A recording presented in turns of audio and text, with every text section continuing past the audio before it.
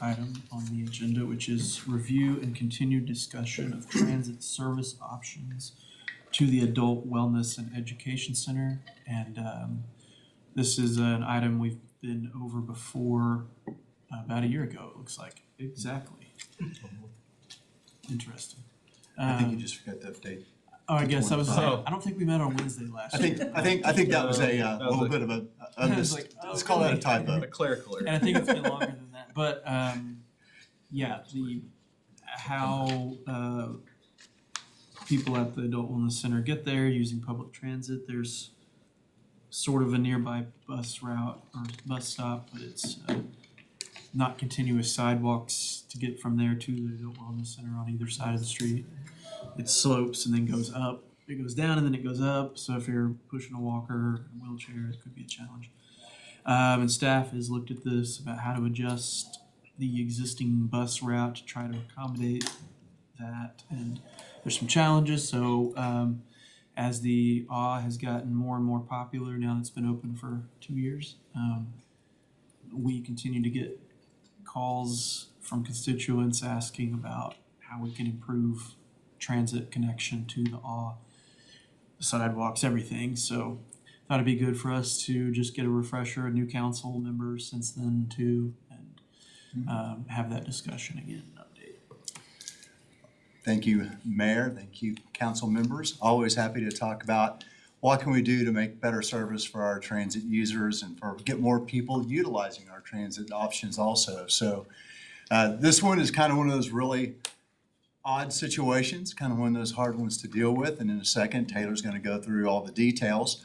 But when we're looking at this as an overall transit system, we have to think about it as a balanced system. And sometimes what benefits one group of users may be at a detriment to another group of users. So we have to take all those factors together, weigh them, and make the decision on what's best for the whole.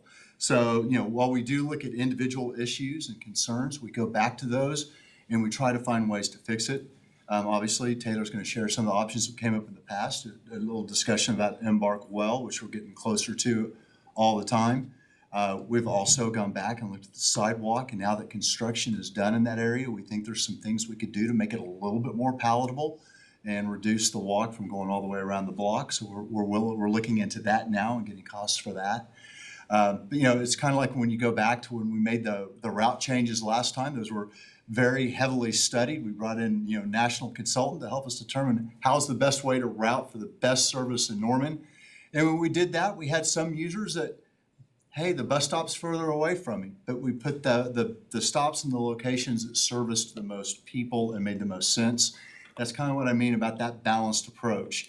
We hate that there's some users that aren't getting the benefit that they could. I know that there was also some discussions last Friday at the AW that Taylor was there. There's a small group that get together to discuss some of these issues. And there's some other options being explored on their end too. So we definitely want to help. We'd love to get as many of our seniors to the facility as we can and get that utilized. But I'm going to let Taylor kind of give you the presentation, and we'll be happy to discuss or bounce ideas around after that.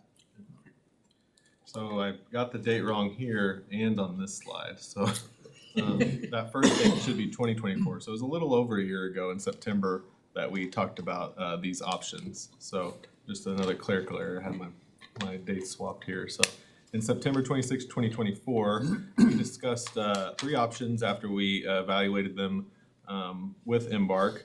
And that was to, and I have maps on the next slides to show this visually, but adjust Route 121, which goes from the transit center to serve our Westheimer Airport in the Norman North High School area. Unfortunately, this would remove service from Porter, a major corridor, which we tried with this last route update to really be on major streets instead of the side streets or neighborhood streets.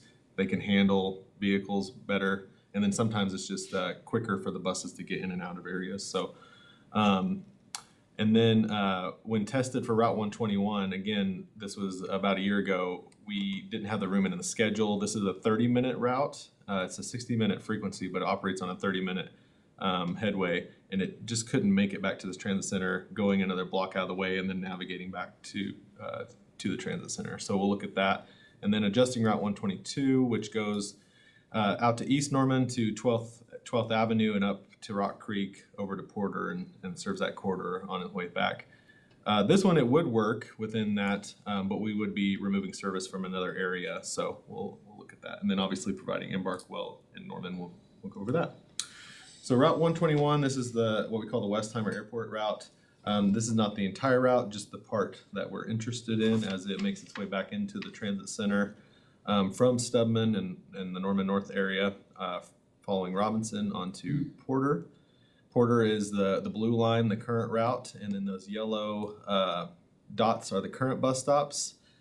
I will note that the one in the middle is the Porter and Johnson bus stop, and the ones at the top and the bottom were recently added with the last driver bid and service changes with Embark. So we have added a little bit more access to this corridor.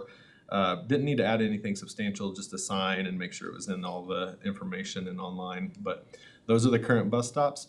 And then the red is what we were looking at if we change the route, going over following Robinson to Findlay.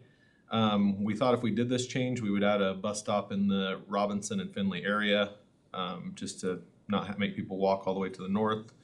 Obviously at the well is the next bus stop, or not the well, I'm sorry, at the is the next bus stop there on Findlay, and making its way back to the transit center along this south on Findlay into, I think it was Main Street. So again, when tested, when we propose route changes like this, it's put into a queue to be analyzed and actually driven. And when they did that, it just didn't make it consistently back, and that kind of runs down the entire service all day if this route is always running behind. So that's what the analysis showed for this one.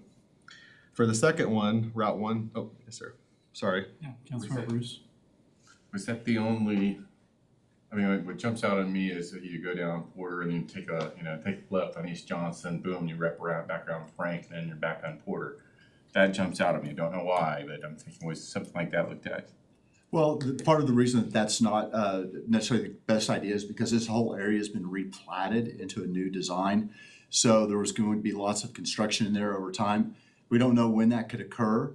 But so that's kind of one of the concerns there is that's being redone. We couldn't utilize that route.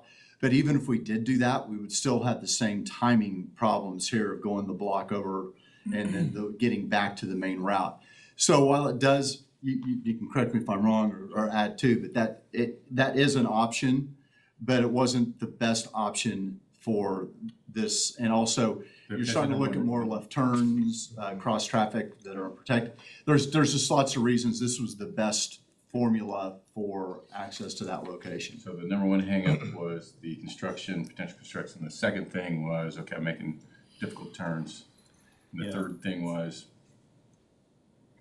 the timing. It's still the timing it's still just the doesn't meet the scheduling. Yeah, just the timing, but it did lessen the impact.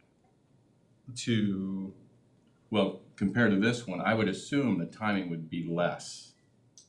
So like this timing would be more up here, and the option would be less because you're traveling less out of the way. You're not, but you're really not. You're just changing where you're making those turns at. So this is the most optimal from operation standpoint, at least when we looked at it a year ago, and I think it still is, because you're making that right turn. You're not relying on the light to change to make the turn. You are relying on vehicles to move, but theoretically you keep moving. And then if you did what you suggested, all these streets along south of Robinson, there's not many lights to choose from to get to turn back onto Porter. So if you chose Frank, you would turn left onto Porter, crossing 2, maybe 3 lanes of traffic to get in the furthest right lane to then get back on route. So we try to avoid those. And then Findlay, if you get onto Findlay, it's just a straight shot down to Main or one of the other side streets. So that's why this is, if we did something, this would be the optimal route, but it just, again, didn't really work with the timing when we studied it last year. Does that help? So going straight on Robinson, turning right, not waiting on the light all the time. I understand what you're saying. Yeah. I get it. I don't know the background related to safety issues and stuff like that, turning left and right. It just jumped out at me. I'm thinking, Yeah, Well, Johnson like has Johnson has speed humps too, or Yeah. speed bumps on it too. Yeah, And on-street parking, and it's not really, it's not a city street. Yeah. right? And then Frank is like a really old school, almost one lane residential street, so it'd be hard to get a bus down with cars parked on each side, and it doesn't have curb and gutter a lot of the way through. And the concern turning left across traffic is the 35-foot bus. The operators are human. Hopefully they gauge the distance correctly, but it does take a minute for the buses to get going. And then even if they do have an opening on a busy corridor like Porter, it could take a long time to be able to get an opening to cross left. So, And right It's hard there at Acres, you're fighting Longfellow traffic twice a day. well, and you'd have to meander 2 acres because it doesn't go all the way through right here, I believe, unless my map doesn't. No, Yeah. their acres is weird. It Yeah. doesn't go all the way through. And the Yeah, school otherwise that. breaks it up. yeah. And then turning even on Main Street right there, or Main and Porter. Yeah. Going west, trying to turn and go south It on is hard. Porter.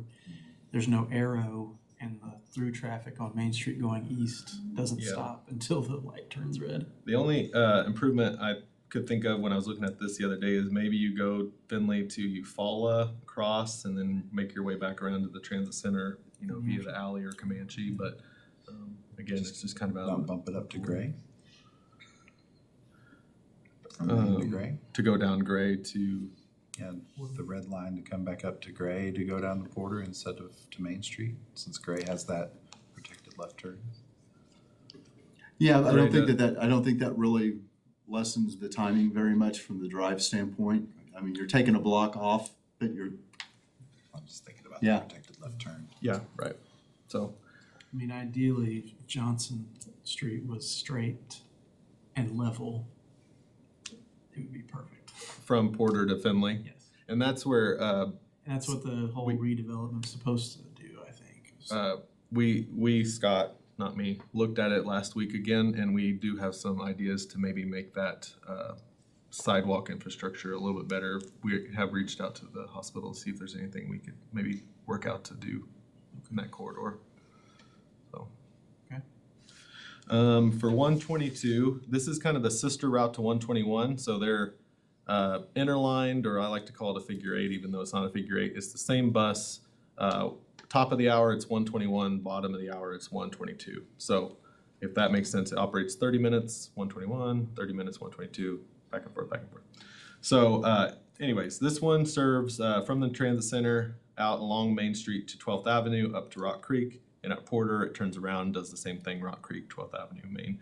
So it's a good route. You can see on the ridership that it's actually increasing and doing quite well. I think it serves a good connection. It has a Walmart, which we've discussed in this committee before, is a great one-stop shop for transit users that don't like to make multiple stops for obvious reasons. It takes time out of their day. And then it connects to residential along High Meadows, so there's some multifamily housing up there, and along Porter and Rock Creek there at that intersection. So it's a starting to become a well-used route, and the connection between 121 going back the other way, I think, is a good back and forth. So anyway, the proposal here was to take the 121 current route in blue off at Robinson and 12th, go west, and obviously it'd be both ways, but west to east along Robinson between Finley and 12th, south on Finley, and then back on route at Main. And that could theoretically serve the AW as well as serve Robinson between Finley and Porter, or Finley and 12th. But you would take that service off of the corridor that you see there on Main and on 12th. Which, as Scott mentioned, we discussed a couple of years ago, there's just trade-offs to any route change that you propose like this.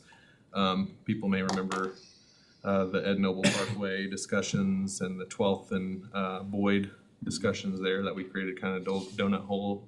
But that was the trade-off here in the discussion we had about a year ago was, yes, this could work, but do we want to make these changes? And that's where we landed, unless there's any questions on this slide in particular. Councilmember? What's the demand? How many people are riding, getting off, what's the demand for the closest off station for the wellness center? What's the demand? Are we talking 40 riders a day? At the well, or at the aw, I don't know why I keep calling it the well. Lord. I do too. At the proposed bus stop at Wellness. the aw. The bus stop that's on Porter and the bus stop, let's say that's down there, I guess, by Acres. I mean, that would be where people are coming from to walk to the in my opinion, but I don't know that for facts. So I'm like, what's the daily demand? At the current bus stop at Porter and Johnson. I'm sorry. Yeah. One at Porter Porter. Johnson. And then one at Acre, there's some assumptions with that demand. You think, okay, well, this is how many people getting off. This is what people coming in the aw. And so we estimate there's probably 20 riders a day. All I know is that of all the things I've been involved with, I have more people approach me on this than the other things. I'm thinking, wow, I didn't know there was that much. Yeah. There's a vocal group, and Um, they're right. I mean, I think the projected demand for a bus stop directly at the aw can be a little squishy. Because even if we make any changes on 121 or 122 or any route, the other half of the equation has to balance out where the bus stop needs to be near their house, right, near their residency to get them to and from the aw, correct? And that's where we could survey everybody that, which they have done surveys at the aw, asking them if they would like a bus stop at the aw. But we didn't or the aw didn't ask them the next question of, do you have a bus stop near your house, right, or your residency? So that's the other part. So, but Taylor, I think maybe what Councilmember may be asking is, like, how many people are gonna be impacted if we move the bus Oh, route? okay, sorry. I Like, thought- do we know what that ridership is on the current route? And if we move it, how many people? Sure. I think, I don't know, Councilmember, if that's, Is that what you mean, the current route? Good question. That's one side of the coin. The other side of the coin is there is some demand that's getting off those buses throughout the day to go to the aw. There's two bus stops in my mind, because that's the closest to walk, the current bus stop. Oh, okay. So is it 20 a day? Is it 50 a day? Is it 100 a day? I have no idea. We could pull up the bus stop ridership data and get back to you on that. That is the bus stop ridership data. We don't know if they're going to the aw or not. Yeah, so you're doing some assumptions there. They could go You're talking anywhere. to aw and saying, hey, what's your feel as far as people coming in here? Because I've got one set of data, now I'm looking at another set of data, and now I've got to make an intellectual, educated assumption, I guess, Yeah. And it'd be just good to know, because if it's really 10 people a day, And I think the argument is if there was a bus stop directly at the aw, more people would use it. That's the desire by the people that are vocal about it, if you will. use the bus and use the aw. Use the bus and the aw. Right now, we're 3,000 members of the aw, right, something like that? 3,000 plus, yeah, probably. Okay, so 3,000, and so you increase there because of the bus, and then you increase ridership. I get it. So even if we pulled the bus stop ridership at Porter and Johnson, I think the argument is that more people may use the bus stop at the aw if we implemented it there. But again, that's an assumption. We don't know that for sure, so. Taylor, does this impact any of the stops at the shelter, the current stops? So the shelter is here where my cursor is, and Route 111, our most heavily ridden route, would still serve them. But there is a more direct connection between Norman Transit Center and this to the other routes. This would require them to ride the entire Route 111 back along its route to the transit center, so. So, yeah, there would still be service, but it wouldn't be So as, they go from the transit center over to the shelter right now? Correct. Yeah.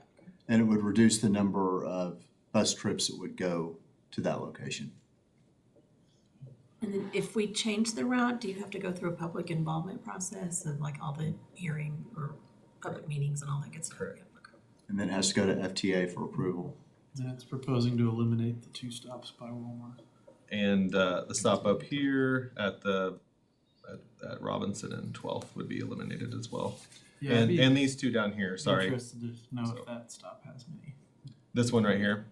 Yes. Yeah, we put those there, it's a major intersection, so we like to do that to encourage people to use crosswalks whenever you'd like to put bus stops near those. But it is a sister stop to the one on the north, so it's good to have Walmart this. across Robinson right there, and 12th. adult intersection. So yeah, I think Councilor Grant had their hand up too. Yeah, so the previous route that we talked about would be the least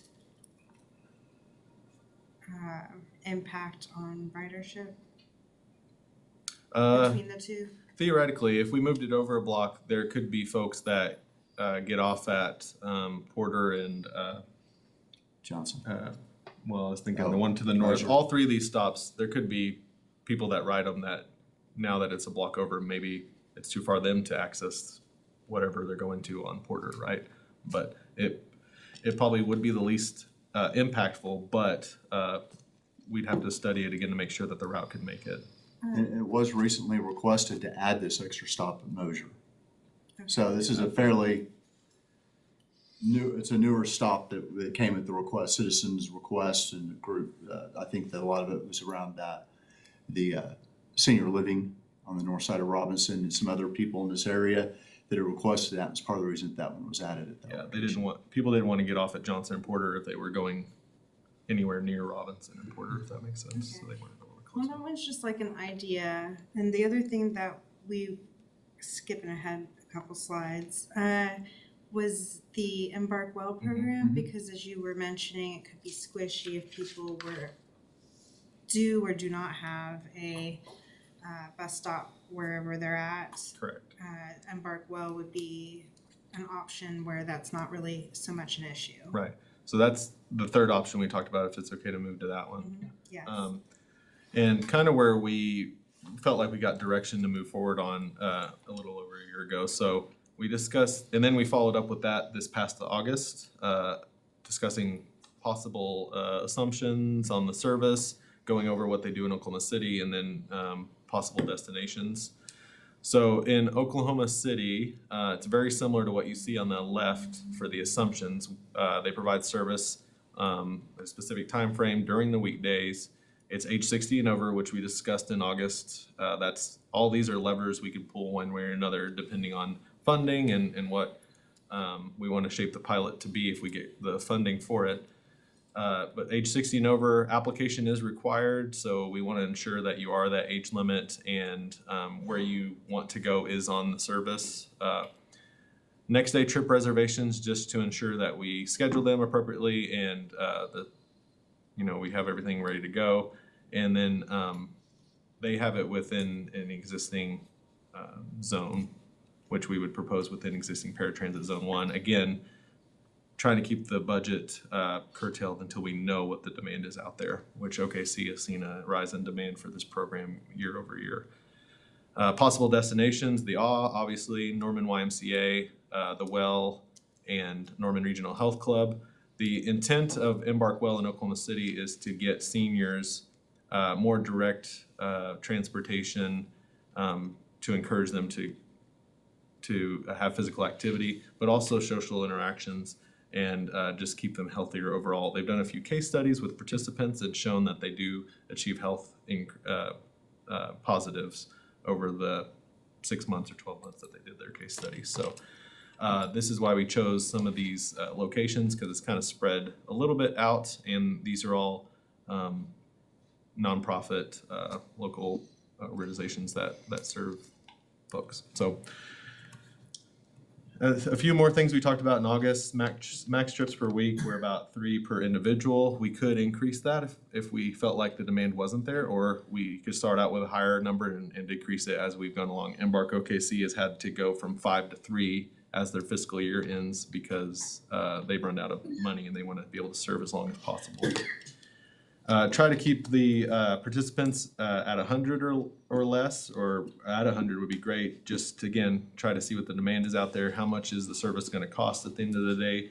Because depending on how we operate it, it could be with a transportation network company like an Uber or a Lyft or another similar type of service. And this is how Embark Well OKC is operated right now. They contract out through Uber and pay for the ride. If there's somebody that needs a wheelchair accessible vehicle, then they use one of their non-Embark Plus FTA vehicles for that trip. We could also look at contracting the operator specifically, similar to what we do with Norman On Demand with via the operator. And that's where we came up with the 75,000 to 100,000 per year. Embark Well in Oklahoma City, they've learned that there's a good demand out there for that, and we would like to meet or exceed that demand if possible. And once we got the recommendation from council about a year ago to pursue Embark Well, we kind of began to review it and look at it, try to identify any funding sources that we could. And we always knew TSET or the Tobacco Settlement Endowment Trust could be an option. And they released a grant, NOFO, Notice of Funding Opportunity, the past couple months. There's a specific funding program for physical activity that we felt like fit. In October 28th, council approved a resolution for us to submit that grant application, and we actually submitted it yesterday to meet the deadline. So we are awaiting that. In that application, we proposed a 3-year pilot program, requested that 100,000 per year for 3 years.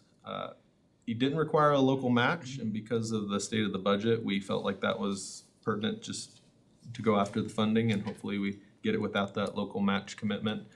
And again, we submitted that yesterday and look forward to hearing back in the next couple months. So, and yeah, this would, to your point, Councilmember Grant, serve any of those over whatever age limit it is to get to their nearest wellness location. And it could be parks if they have wellness programming for seniors.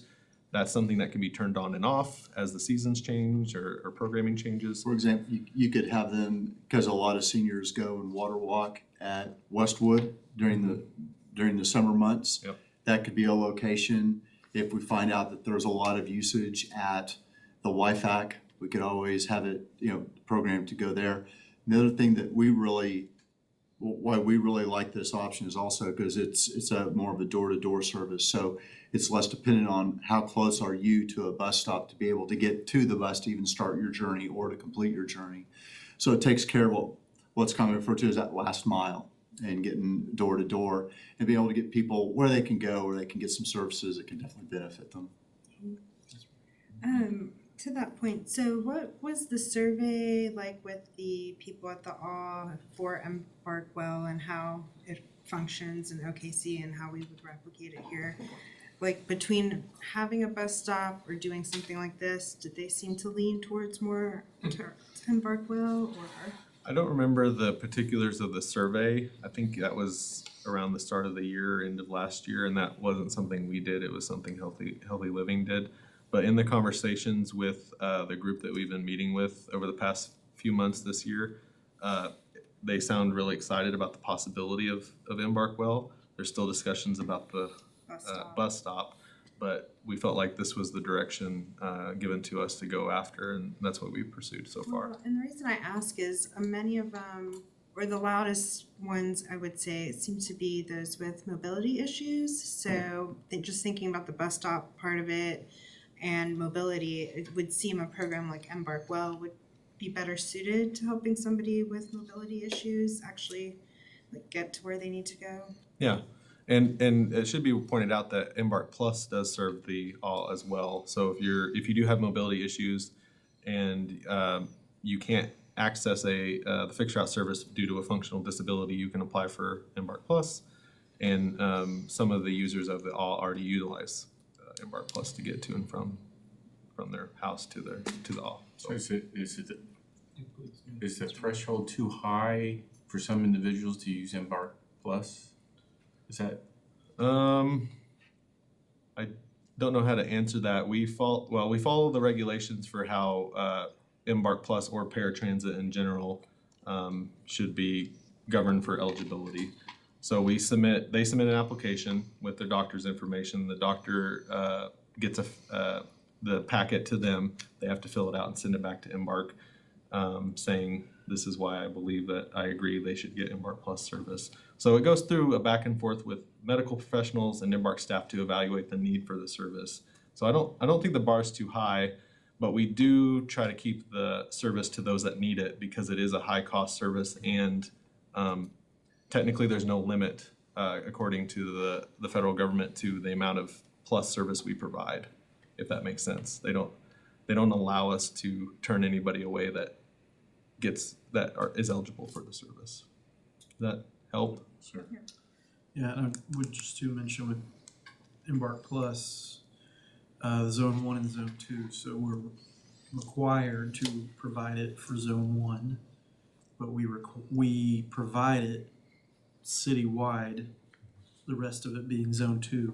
We're not required to, we just have. And it is expensive, and I don't know how many people on the other side of the lake use it to get to town, but we provide that service citywide, even though we're not required to. Correct. And zone 1 is 3/4 of a mile around all the fixed routes as the crow flies. So that's where the bullseye of zone 1 looks like if you look at the paratransit map or Zone Plus map.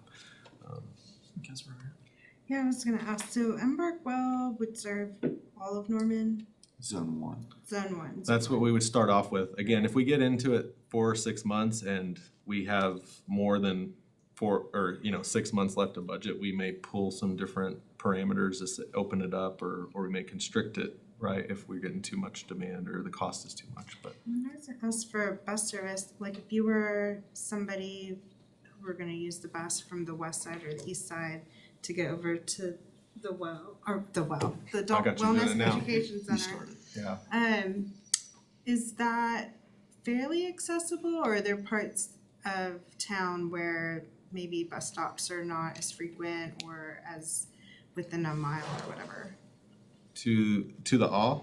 Yes, like you could do some transfers, right? If you were coming from a different part of town, Yeah, if you were using gonna, the bus. yeah, if you're not on the Route 121 to get off at Porter and Johnson to make your way over, you would transfer from any of the other routes to 121.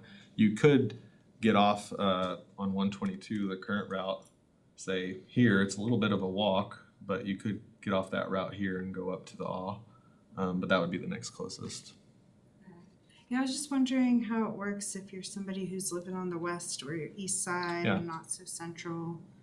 So Um, 110 and 112, or the Main Street 110 or the West Lindsay 112 routes, they could ride it to the transit center and catch the 121 to Porter and Johnson. Yeah, and of the group that you've been talking to, do you know where they're kind of scattered throughout Norman? Or are they like mostly in Ward 1 or 4 or? No, there's just a handful that it's in those meetings at the awe. And I don't know that we've ever drilled down to their home address. And we're not sure if they're just being advocates for this or users of this. That's never really been discussed either, whether they're just advocating for others. I know that there are a couple of them that I think they're just advocating for other people in this situation Increasing too. accessibility, Yeah. yeah. Which we're all for. We Yeah. want as much accessibility as we can get. Well, I really like the Embark Well option, and I love the fact that TSET funds could potentially get it. So good luck to us for that grant that we've submitted. But I'm kind of leaning towards that, just thinking about,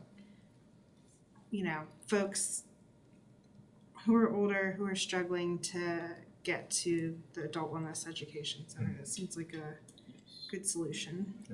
And, and the Embark Well could help Embark Plus too. You could be members of both.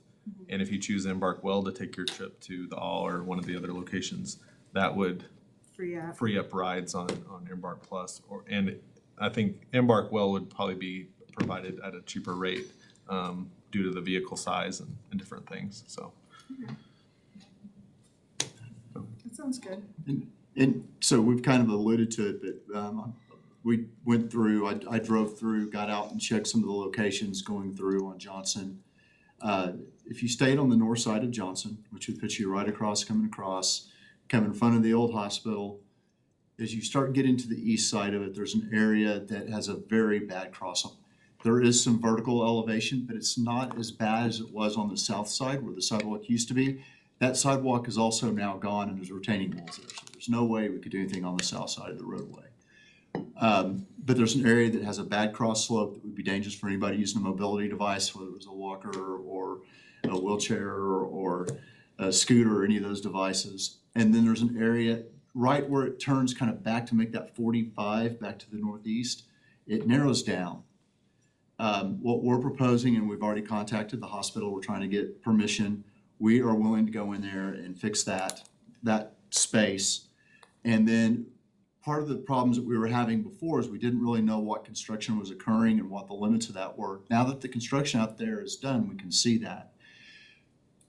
On the east side of the or west side, sorry, of the on Johnson, there's a sidewalk that comes across in an old driveway.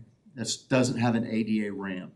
We could come in and put in an ADA appropriate ramp at that location, and then we could build a sidewalk to tie into the sidewalk at the so you wouldn't have to go all the way over to Finley, back to the south, back into the parking lot, and be able to greatly reduce, not greatly, but we could reduce that trip, make it easier, and make that a way that would make it more accessible also from the current Johnson.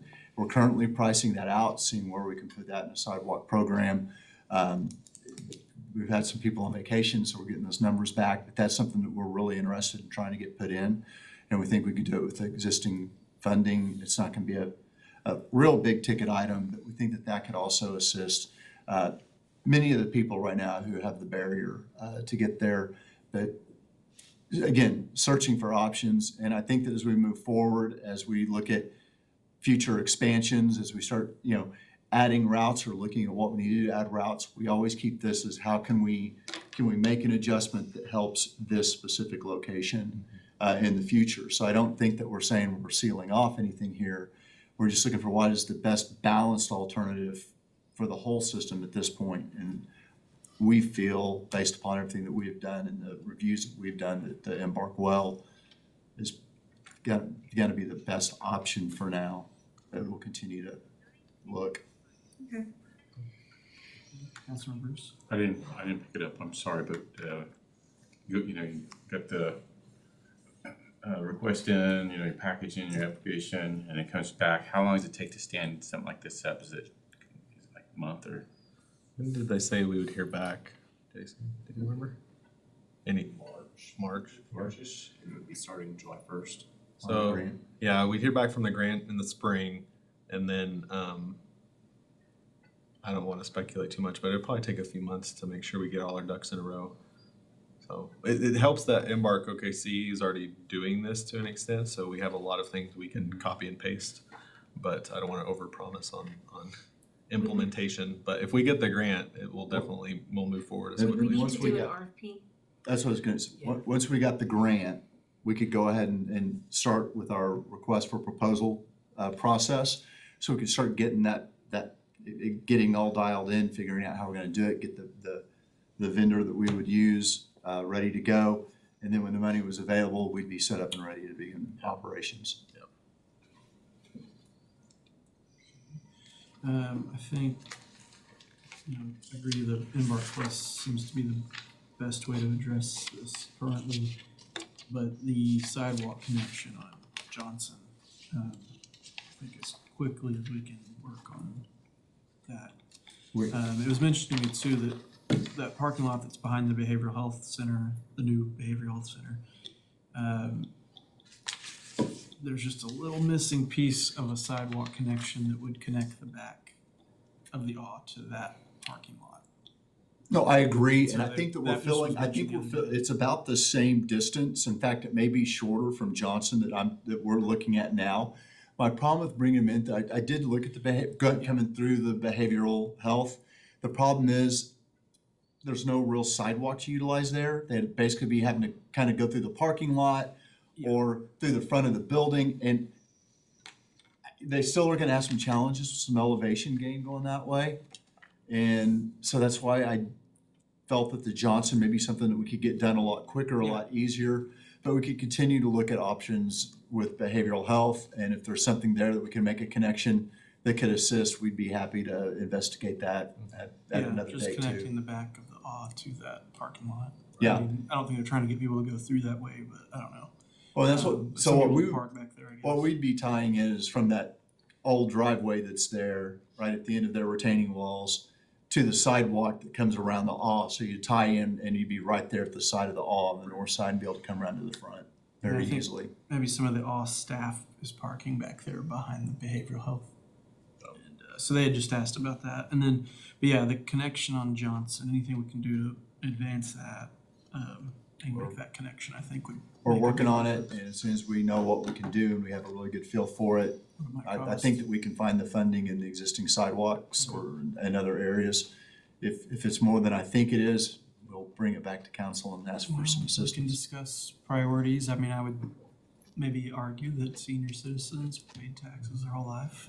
If we need to bump another sidewalk project down so we can get this done to make the connection easier, then maybe we can discuss that. Well, and we currently have a contractor on our sidewalk programs, so it's not like we'd have to go out and do an RFP for this.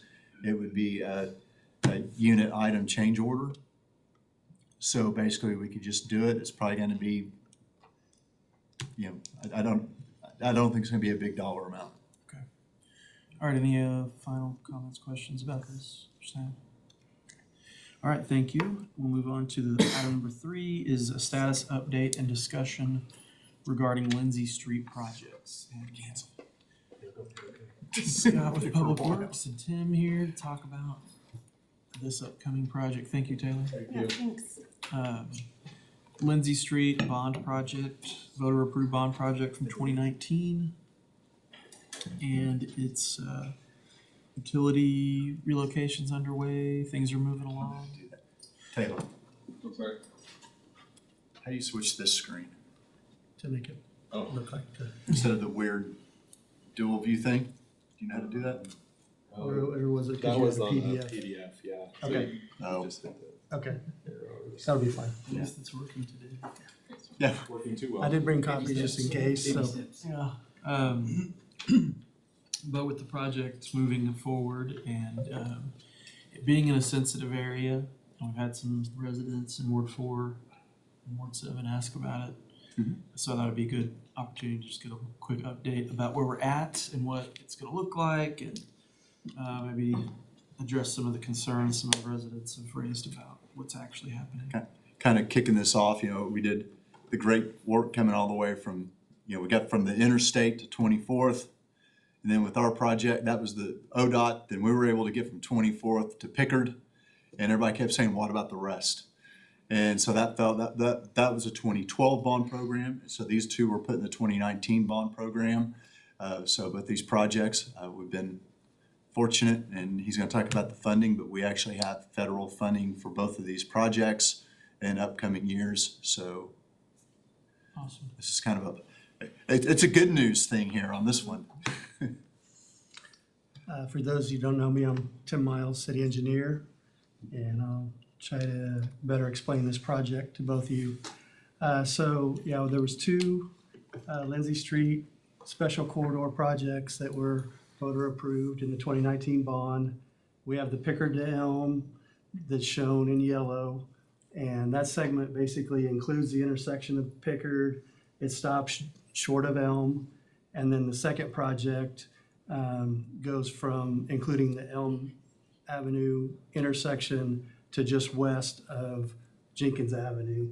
That intersection has been improved previously. Storm sewer has been completed underneath that segment, so we don't have to get into that high volume intersection again. The good thing about these two projects is, you know, we received federal funding for both of those projects.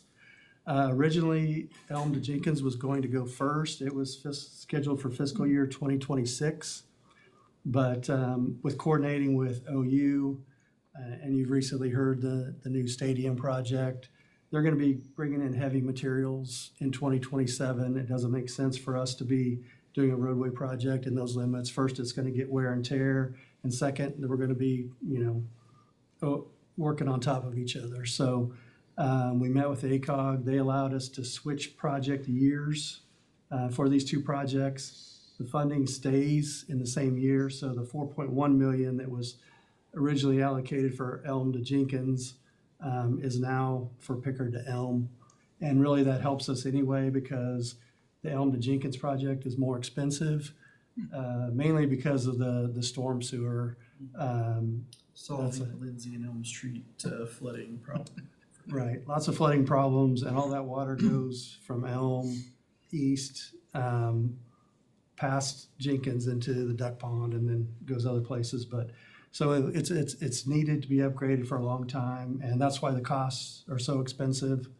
One of the reasons this project was, I think we were successful in getting these projects, is that it improves safety for pedestrians, as also multimodal, and intersection improvements help the capacity. So all those things together have allowed this to be a highly ranked project. We recently got a list of projects from ACOG, or not projects, but a list of the most congested areas in the Oklahoma City metro. And they have both freeways and arterial roadways. And they have a list of 39 projects, where Lindsay falls, as far as arterial roadways, the 18th most congested in the entire OKC metro area. And it is the 29th most out of all the projects, including interstates, things like that. So it's a much needed project. Good thing And about that is there are probably 0 crash fatalities. probably. Yeah, Lots of you're probably crashes. right. Okay, so I have a lot on this slide. Maybe we'll start with the aerial photo that shows the existing conditions. The existing roadway is just under 31 feet wide.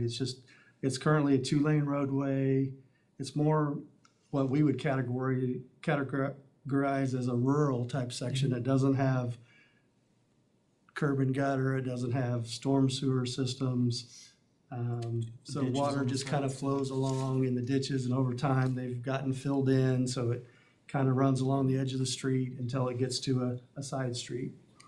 And the And- sidewalk on the north side is relatively new. Yes, There was not sidewalks on either side of Lindsay from Berry Road all the way to campus until the last 10 years ago. And now there's continuous sidewalk on one side, not on the north side, but not the south side. that was added a few years ago when we did a mill and overlay project, just to get little more life out of this pavement. ODOT participated in those costs, and we were able to put it in on the north side. But yes, this project will have them on both sides.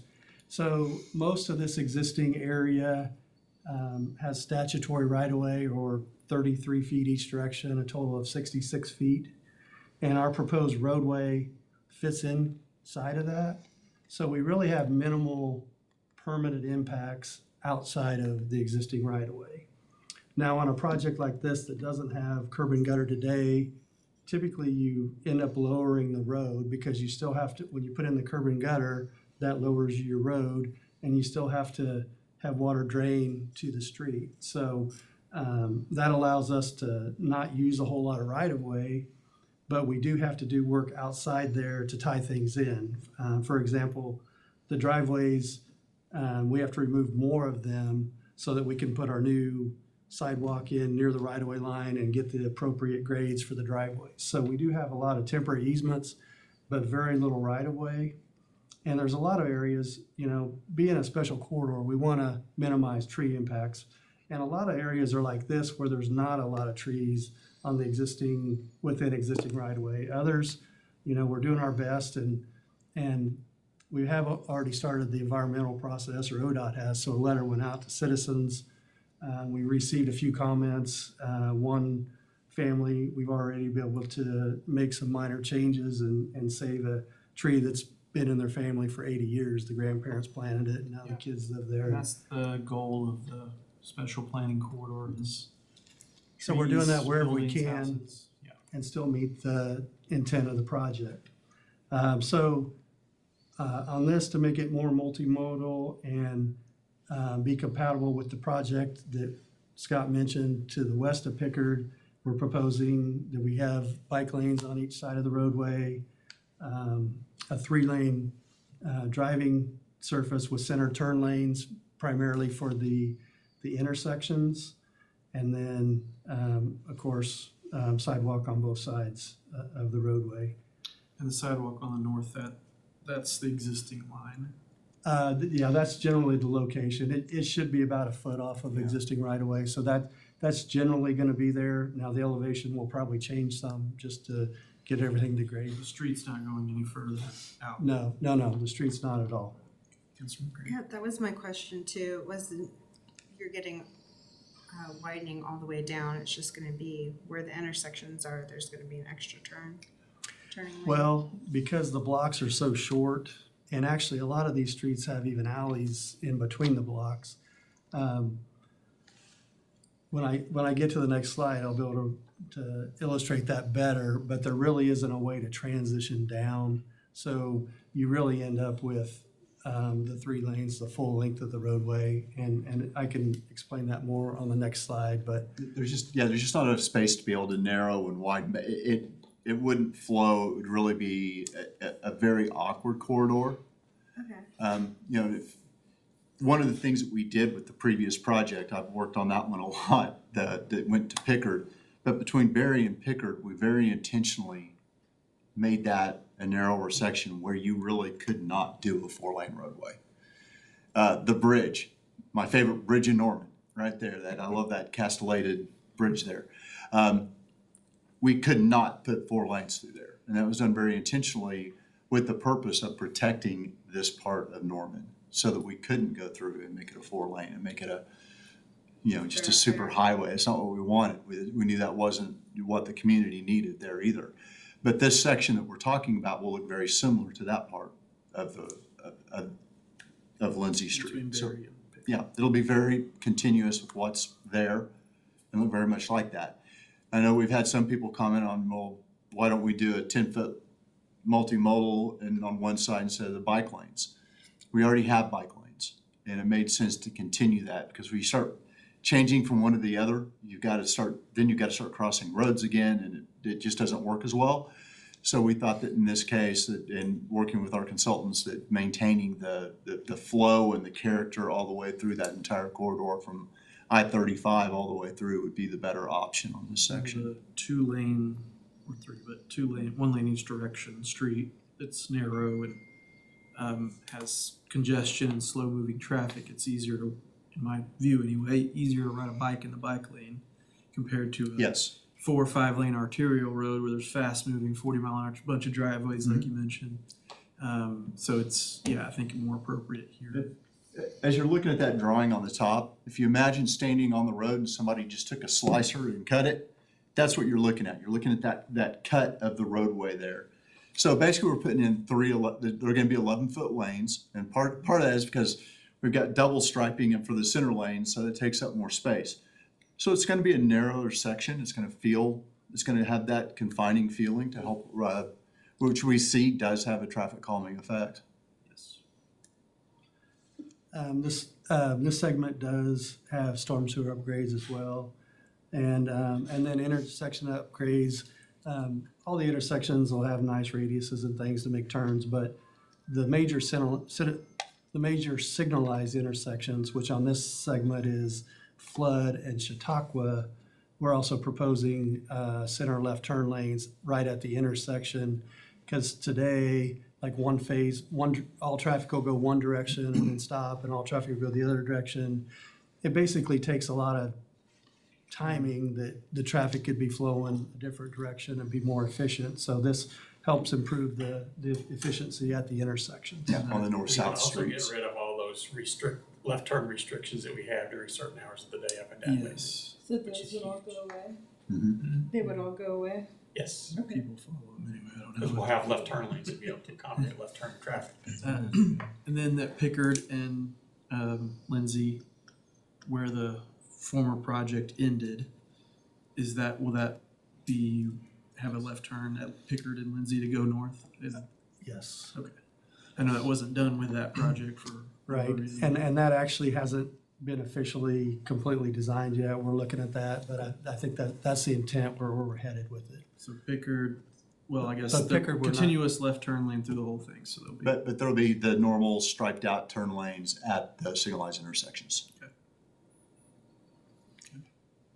So I can move on to basically a representative plan sheet, which this sheet basically covers everything that you see along the project, including, so it may be easier if I get up and I don't know if my pointer works. I can't see it moving. I use the PDF. Yeah, so, it might be just easier to get up here and explain some of these, but, so the existing right-of-way is back behind the new curb, or the new sidewalk, I mean, but you can see where there's driveways that are out beyond that in some cases, because we need that extra distance to meet acceptable grades on all these driveways.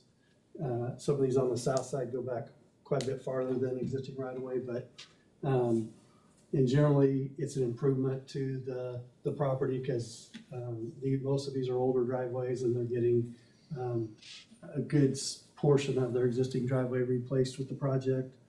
But those are handled with temporary easements, so we just need them to construct the project. There's a lot of small sidewalks coming down from the houses to the existing sidewalk, so we have to replace those, so we need little minor easements barely touching their yard to do the work, but basically removing a slab, putting it in a slightly different grade to tie into everything, make it look nice. So these are all temporary easements.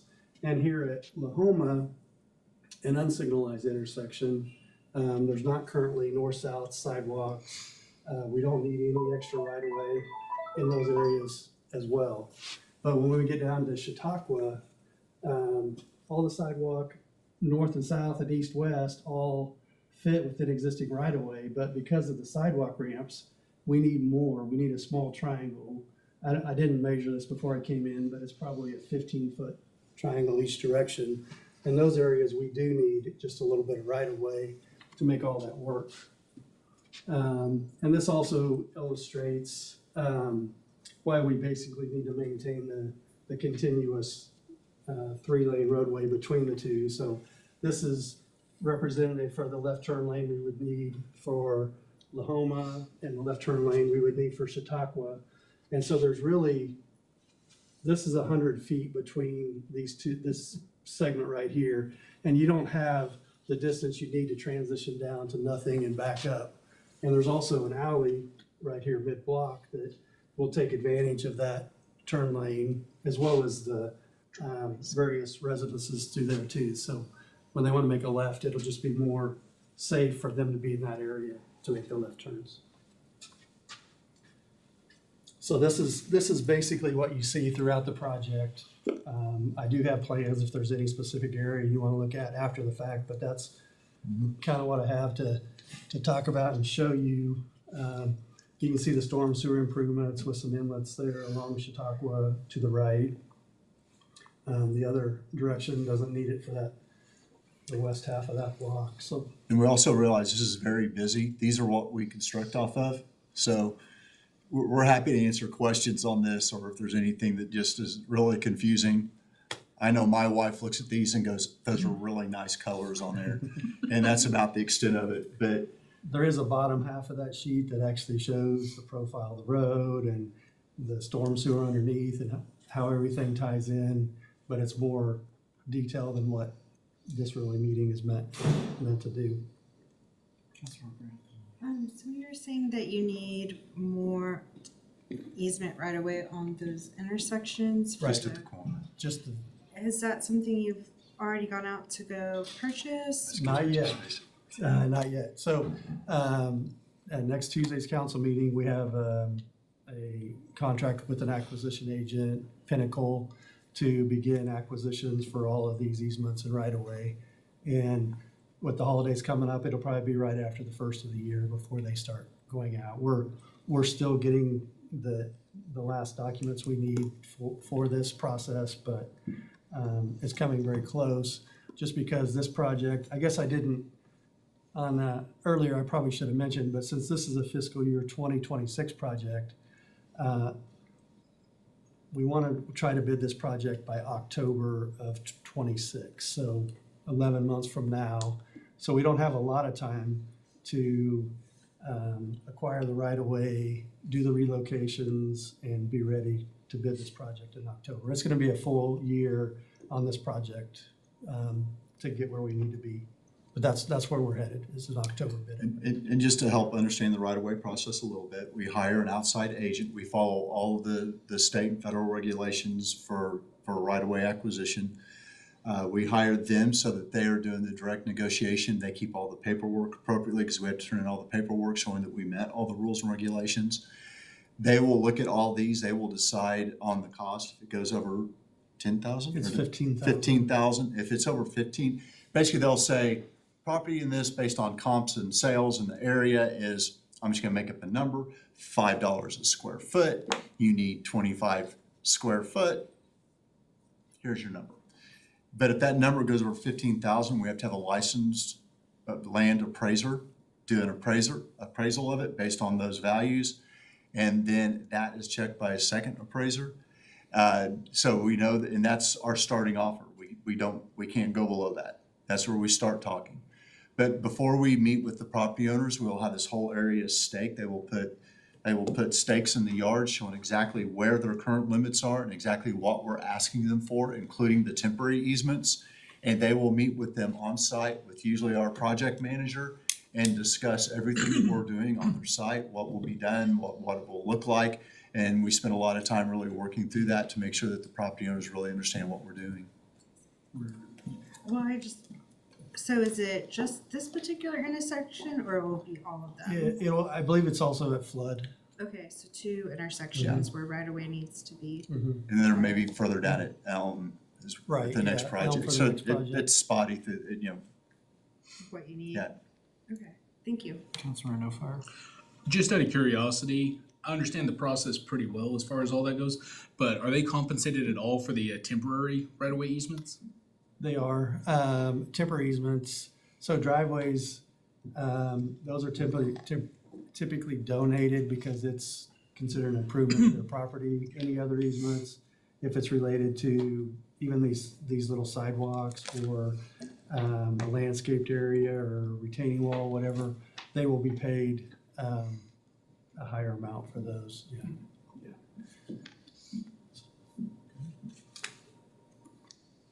So moving on to Elm to Pickard, this has a lot less, it'll look very similar to what it does today when it's completed. So we can start down in the aerial photo where it's already 3 lanes wide, and that's what we're going back with, 3 lanes. And this is where the transition would take place between on-street bike lanes and the 10-foot multimodal paths. The paths are generally 10 feet wide throughout the length of the project, except near Elm, and we're gonna widen those. And then it'll be off-street, so then the students or whoever's using these sidewalks, can use the existing college network. That helps us preserve the trees, as many trees as possible along the edge of the roadway, because basically the curb lines are gonna match what they do today. You can see today they're filled in with asphalt from the various overlays, so that won't be there anymore. And then there's 3 what I call mid-block crossings. They're not at intersections and we'll see them on the next slide as well, and one of them in the picture. That those are the 3 main crossings for the university in this location. And so what we've proposed and OU agrees with is putting a raised median in there. That gives them a little bit of an area to stand in, for whatever reason if they need to. It gives them more protection. And then we're also planning on doing raised crossings themselves. So that'll require, drivers to slow down even if they don't have to stop. And it just makes it safer for pedestrian crossings. So those the main improvements. Is it kind of like a speed bump? in Yeah, its that's own about way? like that, Like a speed yes. table. Yeah, It just makes it more aware. It makes it very much more evident when you're gonna get a bump that, hey, there's something going on here. you're not drag racing down Yeah. So does that mean that signal crossing in front of Dale Tower can be eliminated? And it just be a pedestrian crossing without the signal? 'Cause I know that Well, no, they're that's still gonna have one the of the main signals. problems there is that. Yeah. That Well, signal. The main problem with those 3 is that they're all operated off the same controller, so they all turn red at the same time. Exactly. They all turn green at the same time. At the very least, we should put separate controllers at all 3 so they work independently of one another. So maybe one could be red and the other 2 could be green. Or Yeah. something like that. But the intent is still to keep those at this point. I don't know. We can have further discussions, I guess. And we're still working with OU. We've been in contact with OU, working with their facilities and architectural engineering services to make sure that what we do doesn't. Yeah. And ideally, if we could, ideally we could lower the street or whatever and have pedestrian crossings, but ideally having a safe pedestrian crossing there with the raised median and whatnot that wouldn't necessarily, and the traffic already moves slow and is congested, so people could cross there without having to hit the light. And then ideally, both the south oval entrances, instead of two separate crossings, being consolidated into one large crossing is what. We've talked to them about that. They're not really receptive of getting rid of any yet, so. We're gonna keep working. Yeah. We're gonna keep. And so, Yeah, happy to negotiate with them, but, you know. I don't disagree. We felt the same way. So Texas only needs 2 crosswalks. It really does. They were saying the land bridge from the South Oval over Lindsay would perfect. be great. And another, I guess, unique feature on this project, so they do use multiple lanes during game day for security and all that. So they have asked us not to have the raised median once we get past these 3 crossings, so that they have the 3 lanes and they can use them for the security and people going into the parking garage. So that's one thing we've done, and really the raised median serves its purpose where it needs to, and then after that it's not all that important. So What about between Asp, in front of the stadium, between Asp and Jenkins? That's a pretty long stretch. right, and none of that is proposed to have a median based on their comments. I would propose having a raised crossing or median between Dunham and the entrance of the stadium. Something like that. Maybe it's not a We could median talk the about whole it. length of between Asp and Jenkins, but maybe just a little section there so that people could, not signalized, just a thing where people could cross from the dorms to the stadium We without definitely having to go to Jenkins or to Asp. we have more coordination coming up. I think it would look nicer than what it looks like. We currently are working off of 30% complete plans. Right now, we're, the Lindsay Pickard to Elm is more than 60% complete. Okay. So we have lots of time for discussions at this point and coordinating with them. That's all. And this section will have the major storm drainage that will be going from Elm all the way to Jenkins to help alleviate the flooding. I'm not gonna say it's gonna solve it all. It should make it at least, I mean, we've got, our system is done where curb to curb is a 50-year storm and right away to right away is a 100-year storm. So our systems are designed for water to be in the streets. This is a location we'd probably rather not have that, but we're engineering it to the best of our ability and still being under design at this point. And in fact, you can see the storm sewer in the north lanes. The square boxes are the junction boxes where everything connects, and then the pipes are where inlets are gonna be, and that's either a large pipe right here or a reinforced concrete box. I'm not sure. But anyways, that shows that. You can see the median crossings, the 3 crossings, and most of the existing sidewalk being used. There are some temporary easements at each one of the crosswalks where we're just tying in basically the existing right of way, but you still want to have a little bit of room for the contractor to work. So we're hoping the university will donate those easements since it's just a temporary construction easement, and we've been partnering with them on a lot of things. Councilmember. Thinking of the flooding and holistically speaking, as we bandy about a stormwater utility fee, is there ever a point in the future where we could see significant reduction if we, we're doing this part and we're kind of handling stormwater parcel by parcel, but if we had a holistic answer, is that even a potential to really impact the flooding here? I was thinking there's lots of options that could be looked at. I mean, obviously you can start going to, there's not a lot of land surface, you couldn't go into large detention areas. But you could always start looking at things like, do you start, incentivizing, putting in, rain retention, Rain gardens? giant rain barrels, building rain gardens. Do you start doing, simple way to gain some additionals, you can actually upsize a pipe size. It's supposed to be a 24-inch pipe, put in a 48-inch pipe, and then you put a way to reduce the flow at the far end of it. It allows water to be stored in there, which takes some of it into a storage, so in-ground storage. So that's Yes, what there's lots of things that we could look at, and there's lots of options that are available. It's just hard to, start imagining those when you don't have the funding. the funding mechanism would be able to get us a lot further, and then we'd have to, of course, rank and score areas also. Okay, yeah, I was just curious, since we've been talking about it and imagining what impact that could have if we actually funded it, so. Councilor No Fire. Along those same lines, earlier this year, I'm sure we all remember how we got 10 inches of rain inside of like 3 hours. How bad would this still flood once it's done? We don't have those calculations yet. They're still working on that. Like I said, I still think we will see some, but I don't think it will be to the extent of what we see today. I think it'll be greatly improved. The other thing is in my thinking about it and how many times we've driven that, especially Elm going to the north, I don't think it all really gets there efficiently. So there may still be some pockets and areas that flood because they don't drain to the location correctly today.